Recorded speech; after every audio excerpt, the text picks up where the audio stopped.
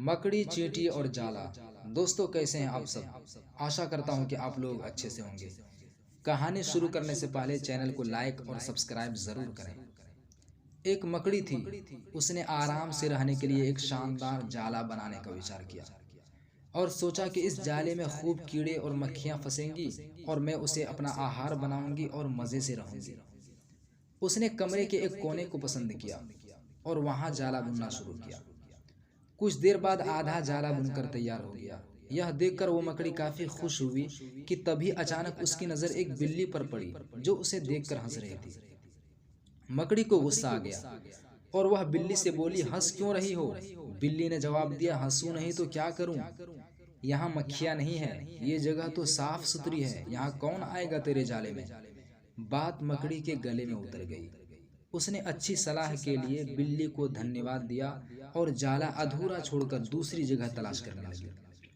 उसने इधर उधर देखा, उसे एक खिड़की नजर आई और उसमें जाला बुनना शुरू किया। कुछ देर तक जाला बुनती रही। तभी एक चिड़िया आई और मकड़ी का मजाक उड़ाते हुए बोली, अरे मकड़ी, तू भी कितनी बेवकूफ है। मकड़ी ने पूछा, क्यों? चिड़िया उसे समझाने लगी, अरे यहाँ तो खिड़की से तेज हवा आती है, यहाँ तो तू अपने जाले के साथ ही उड़ जाएगी। मकड़ी को चिड़िया की बात ठीक लगी और वह वहां भी जाला अधूरा बनाकर सोचने लगी, अब कहाँ जाला बनाया जाए।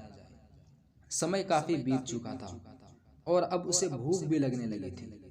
अब उसे एक अलमारी का खुला दरवाजा दिखा और उसने उसी में जाला बुनना शुरू किया। कुछ जाला बुना ही था, तभी उसे एक काकरोच नजर आया जो जाले को बड़ी हैरानी से देख रहा था। मकड़ी ने पूछा, इस तरह क्यों देख रहे हो? काकरोच बोला, अरे यहाँ कहाँ जाला बुनने चली आई, ये तो बेकार की अलमारी है। अभी ये यहाँ पड़ी है, कुछ दिनों बाद इसे बेच दिया जाएगा और तुम्हारी सारी मेहनत बेकार चली जाएगी। ये सुनकर मकड़ी ने वहां से हट जाना ही बेहतर समझा।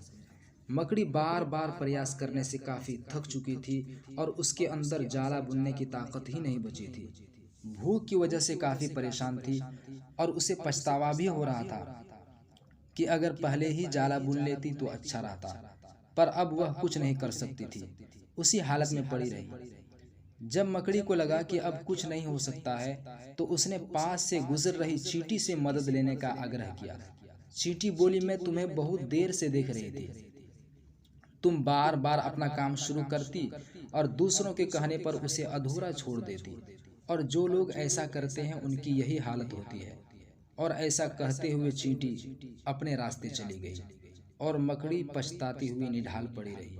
दोस्तों, हमारी जिंदगी में भी कई बार ऐसा ही होता है।